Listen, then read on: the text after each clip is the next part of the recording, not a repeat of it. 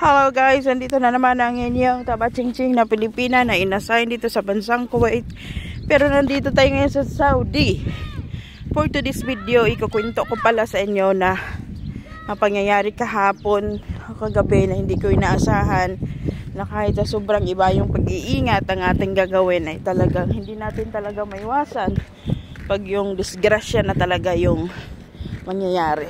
Kahit pa sabihin natin sobrang ingat na ingat ka, may mangyayari pa rin talagang mga bagay na talagang hindi mo lang naman talaga inaasahan na mangyayari. Ang ingay. So ayun, so kagabi nga 1 AM midnight dapat matulog na kami. So galing akong CR sa labas, tapos nagligo, nagtoothbrush, tapos instead na papasok na sana ako sa loob para asikasuhin yung mga bata, bago ako makapasok sa kwarto para asikasuhin yung mga bata, nagbukas yung pinto, umiiyak yung alaga kong bunso. Tapos habang umiiyak siya, hawak na hawak niya yung kamay niya. Tapos yung napansin ko, yung siko ng kamay niya is na dislocate. Hindi naman siya totally nabali, na dislocate lang siya. Tapos iyak ng iyak. Ayun, nataranta ako. Minagalitan ko lahat ng bata. Ano nangyari, akala ko sila yung nag-ano. Yung pala, yung bata, talon na talon siya doon sa may sofa, papunta doon sa bed. Nagkamali siya ng bagsak. Hindi siya bumagsak sa bed, bumagsak siya sa sahig. Tapos yung isang kamay lang niya yung na puwersa niya para i-depensa ba sa pagkabagsak niya. Tapos ayun, sa kasamaang palad, hindi kinaya ng kamay niya kasi baby pa naman. 4 years old pa lang siya. So yun nga, na-dislocate. Sa sobrang taranta ko, pinangpapalo ko yung mga ate niya. Akala ko sila yung gumawa. Yung pala hindi. Tapos yun, iyak ako ng iyak kagabi. Iyak ako ng iyak, sigaw ako ng sigaw. Kasi nga naawa ko sa alaga ko. Although hindi ko naman kasalanan, pero nagigilty ako bilang alaga ko. Kasi nga, ito kasi sila. Sobrang mahal ko itong mga alaga ko na to. Parang mga anak ko ang turing ko sa kanila. Sobra akong naiyak. Iyak ako ng iyak. Tapos yung tita nila, which is wala kasi dito si Bossing doon sa farm. Tapos yung farm niya, mga 2 hours pa ang layo galing dito papunta sa farm. Doon natulog si boss. Kaya nung pagka pinagising ko yung tita nila, sabi ko, ginisingin yung tita nyo para itakbo agad sa ospital. Tapos ayan, ginising, iyak pa rin ako ng iyak, hikbi ako ng hikbi. Tapos hagulgol ako ng hagulhol kasi parang naawa ako sa bata. Sobrang sakit sa damdamin ko. Durog na durog yung puso ko. Parang kung gusto ko lang kunin yung sakit, kukunin ko na eh. Tapos ayun, gising yung tita nila, pinunta namin doon sa clinic. Ang ayaw ko lang dito sa lugar na to, maganda talaga tong lugar na to. Kita nyo naman, di ba? Very peaceful. Walang kaguluhan. Kaso nga lang, ang problema dito talaga is pag may oras ng kalamidad or disgrasya, ang hirap mong makapunta sa ospital. Ang layo ng biyahe. Abutin ka pa ng 1 oras mahigit bago ka makarating doon sa clinic. Hindi siya totally hospital, clinic lang siya na bibigyan ka lang ng first aid. Tapos ayun, pagdating doon ang tagal pa ng asikaso, hinintay pa yung therapy na mag-aasikaso. Ayun, in x-ray, nakita nga na dislocate talaga. Tapos kailangan lagyan ng bindahe para kahit papano hindi siya magalaw. Tapos i-repair kami sa mas malaking ospital, which is sa Dammam. Ang layo dito papuntang Dammam sa amin, ang layo.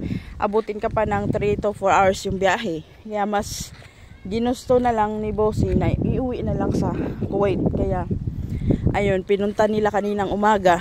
Ako mismo nag-voice message ako sa boss ko. Sabi ko sa kanya, alas 4 ng umaga, hindi talaga makatulog yung bata sa sakit. Tapos ako rin, ang sakit na ng mga braso ko, kakakarga sa kanya kasi ayaw niya magpababa. Kasi ganito kasi yung mga bata dito pag may nararamdaman, talagang sobrang nila sa akin. Sa akin lang talaga. Kaya nag-voice message ako sa boss ko, sabi ko, emergency, pumunta ka na dito agad. Dalhin nyo na to agad sa ospital kasi hindi nakakatulog yung bata kasi ang sakit-sakit daw. Kaya nag-reply naman agad yung boss ko. Sabi niya, sige, pupunta na ako ngayon. Kaya yun, alas 4 pa lang, nagbiyahe na si boss ko papunta dito sa amin. Kaya nakarating siya dito sa bahay, alas 6 ng umaga. Ayan, naghanda ako ng almusal habang karga-karga ko yung bata. Tapos kumain sila busing, umalis sila agad papuntang Kuwait. Tapos sinindan nila ako ng video, at saka sinindan din ng video ni Bossing yung mga anak niya dito babae. Nakita ko naman medyo hindi na siya umiiyak, tapos nagjoke-joke na yung bata. Siguro baka naglagyan na ng maayos yung kamay para hindi na magalaw-galaw, kasi hindi kasi maayos yung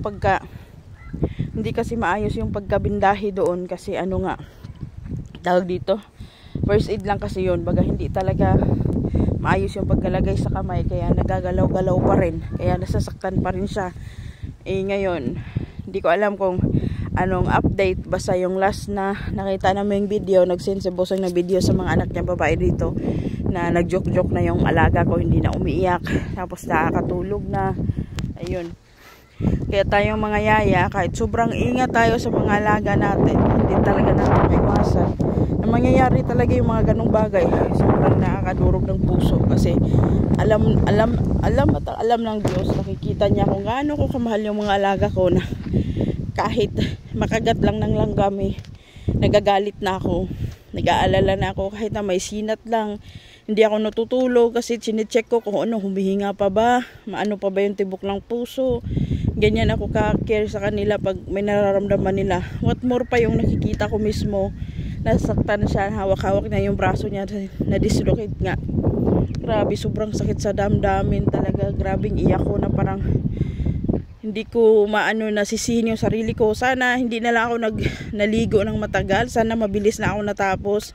Sana nakapasok na agad ako sa kwarto nang naawat ko siya nang nagtatalon-talon. Kasi araw-araw kasi nila yung ginagawa. Lagi kong may pamalo akong stick Lagi kong sinasabi, wag kayo dyan, kasi pag naano kayo dyan, masakit yung paa o masakit sa kamay. Kaso wala kasi ako, kaya may pagkakataon silang tumakas at maglaro-laro. Ayan, nagsisituloy ako sa sarili ko, sana binilisan ko yung pagkaligo. Sana hindi na lang muna ako nag-toothbrush, kasi isip ko kasi noon, mamaya na ako mag-toothbrush, anuhin ko muna yung mga bata. Kaso nga lang, sa sobrang pagod ko, sabi ko nakakapagod na mamaya bumangon, kaya nag-toothbrush muna ako bago ako pumasok.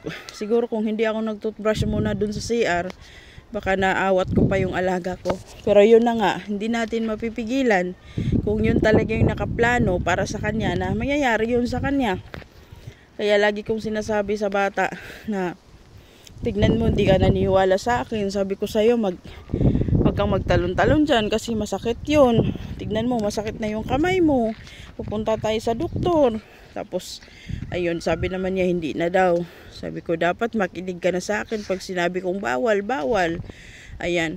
Tapos naawa ko sa alaga ko, kasi nga, parang gusto niya akong isama doon sa papuntang hospital nga. Kaso hindi pwede, kasi nga, kailangan ko ring bantayan yung mga kapatid niya. Total, nandun naman yung tita niya kasama niya, tsaka yung tatay niya.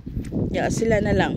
Kaya sana tayong mga yaya, pag nasisense natin na ganyan kakulit yung alaga natin, lalo na 4 years old siya, sobrang kulit niya pa, hindi niya pa ganong maintindihan, lalo pag wala ako, nagagawa niya pa rin, kasi nga ang kulit niya, pero mabait naman yung mga bata, yung hindi niya maisip ba na maaari siyang masaktan. Ayun, kahit sobrang ingat natin, talagang mangyayari yung mga ganitong bagay. Pero ang tuwa ako lang din dito sa boss ko tsaka mga kapatid niya, hindi nila ako binigyan ng doubt na ako ang sinisisi. Hindi, wala silang pinaramdam na ganyan, kasi simulat sa pool, 1 decade na ako dito, and 2 years, baga 12 years na ako, 1 dekada at 2 taon, never nilang naramdaman na hindi ko mahal yung mga bata. Alam nila na sobrang mahal ko yung mga bata, kaya alam nila na kung may masakit man sa mga alaga ko, ako mismo ang unang masasaktan. Kaya ayun, hindi nila pinaramdam sa akin na kasalanan ko, pero yung baga self-guilt na lang ba, ako na lang mismo yung na konsensya sa sarili ko, kasi nga alaga ko yun, mahal ko yun, bunso pa, 'di ba? Yun yung pinaka-inaalagaan ko, kasi nga bunso. Tapos yun ang nangyayari.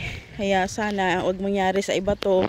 Sana kung mangyari man sa iba, sana ganito din yung boss nila, na naintindihan sila at hindi sila isisi. Kasi yung iba kasi sinisisi.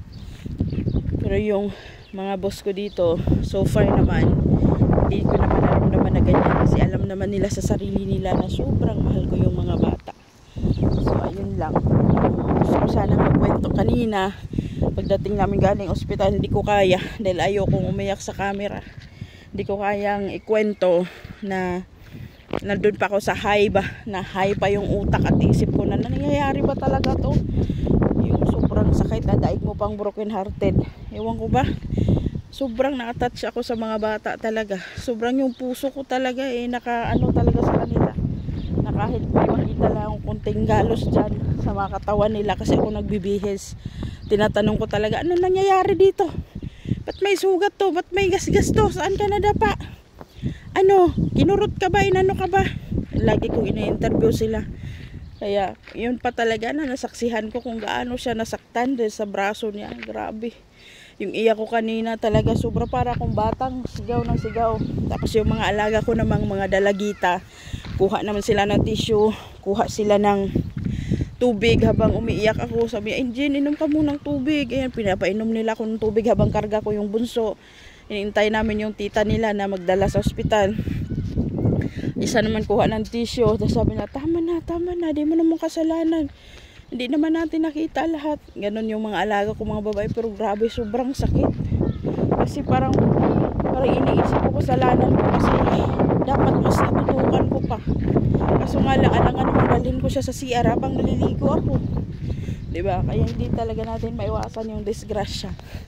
So yun lang, sana ingat tayong lahat, lalo na yung mga bata. Sana mas more ingat pa tayo.